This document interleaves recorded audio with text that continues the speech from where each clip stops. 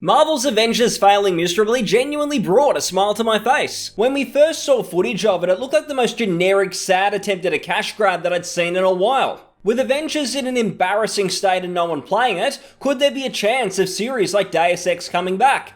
Let's talk about all that's going on. Hi, Stelden here. The Deus Ex games are some of my favourite ever, and when Human Revolution released to big success, I thought it was going to be an amazing time for gamers. We were going to have all these immersive sims, there were going to be other companies trying to do similar things as well, but it never really happened. So why was that? Well, we entered the live service era, where every game apparently had to be like the next big live service cash cow, or it was absolutely no good. So series like Deus Ex, they were given low priority by their publisher, Square Enix, and we started to see a whole bunch of soulless garbage run rampant through the industry. If we think of more recent live services like Anthem and Fallout 76, my first thought is just memes and jokes. The actual games and how they play are a complete afterthought, and Marvel's Avengers is the latest in this category.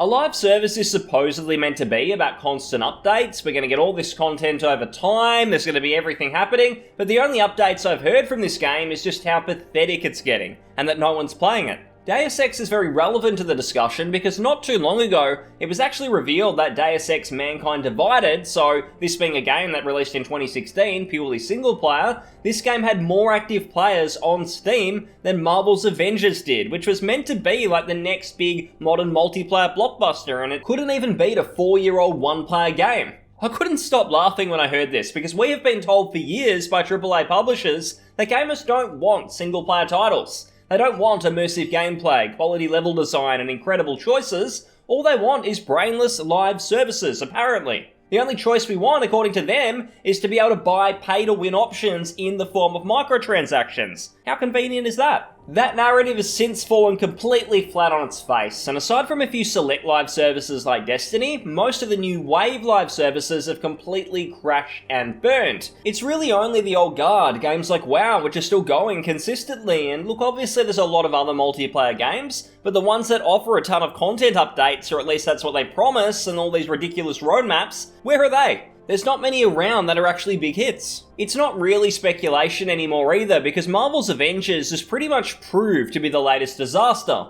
I'll admit, while I hoped it would fail just in hopes that the industry might change directions, I really thought that was wishful thinking.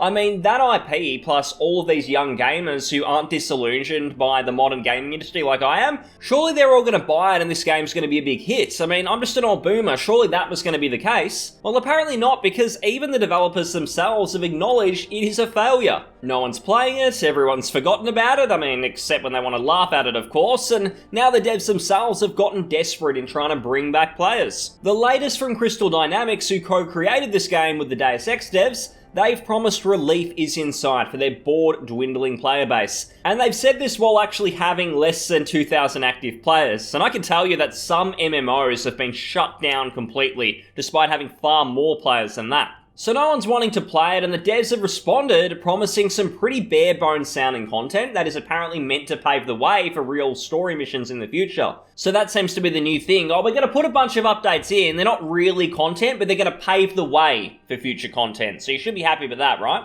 They're basically talking about 1 or 2 missions, and it really sounds like a non-update in the grand scheme of things, and it reminds me of when EA threw in the towel with Anthem, and just kept it going on a shoestring budget, so they could technically say it was getting updates. It makes you wonder if they're not doing it for the players, but instead to avoid a potential lawsuit, so if one was to arise due to these false promises, they can say, oh no look, we added in a new cactus last week, this game is constantly getting updated, no broken promises here, it's completely fine. I imagine with these sorts of games where the publisher promises, oh it's going to go on for 10 plus years, get ready, fasten your seatbelts, I would say that they probably have like a worst case scenario plan just in case that it fails and they want to kind of go back on it. And I'll say that even if they made their money back with sales of boxed copies, because let's remember, it's not just a live service with microtransactions, you had to pay $60 up front just to get access. And there's not a chance that this game is going to be the next big thing and it's going to carry on for years. It's pretty much dead already. So their little plan, Square Enix, I would say, is likely to roll out the bare minimum. They're going to release these little missions that they've talked about. There's a couple of DLC characters on the way, but I actually think they would have been developed prior to release and then they just roll them out on a predetermined schedule. That would actually make sense to me, and it would be a way for them to save face in terms of PR while still technically not abandon the game, and then they can move on when the dust is all settled and everyone's completely forgot. So why am I happy that this game has failed? Is it because I want to watch the gaming world burn, the industry burn? Well, no, it's the opposite.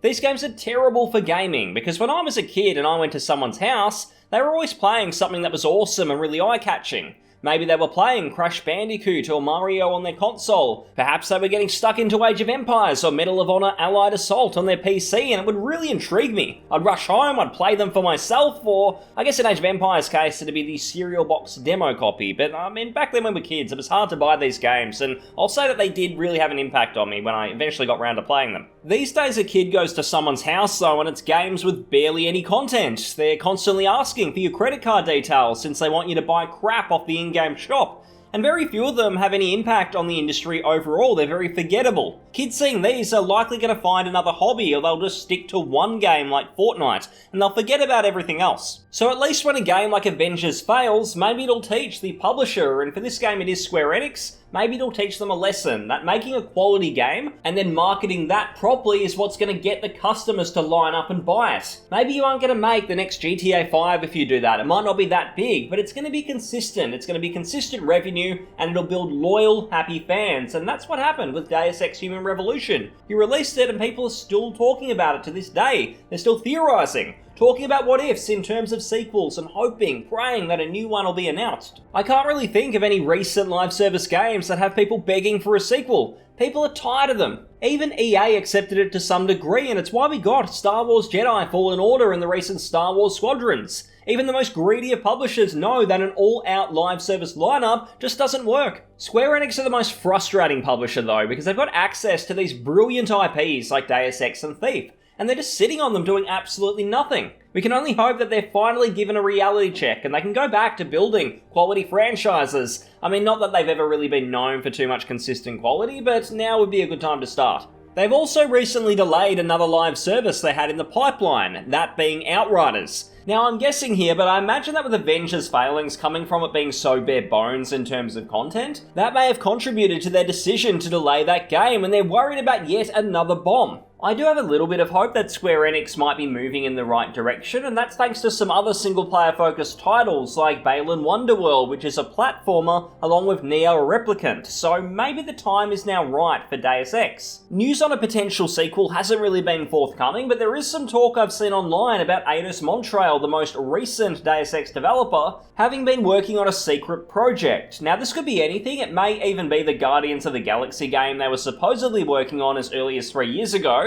but I do wonder if that game's even a thing. With Avengers being such a disaster, it does make me think Square Enix don't honestly see a future with the Marvel IPs. I imagine Marvel probably aren't too happy with the poor reception in that game, especially given Sony's Spider-Man game did way better. So my fear that Eidos were simply going to be making Marvel games for the rest of eternity, that has subsided a little bit, and I can't see it happening based on their recent output. The voice actor behind Adam Jensen, the main protagonist in the more recent Deus Ex games, he does often tweet about his frustration with the series being on ice, so the passion is clearly still there with the right people, and on that note, a new title in the series would please a lot of fans wanting a conclusion to Adam Jensen's story. I would love for them to really work towards tying the original Deus Ex game into a potential sequel, which would really bring everything full circle. There are so many different directions a new game could go in, it would just be a real shame to never see all those possibilities realised. With Cyberpunk 2077 likely about to release to mammoth sale numbers, you'd have to think it gives some credibility to Square Enix at least having a chat about Deus Ex.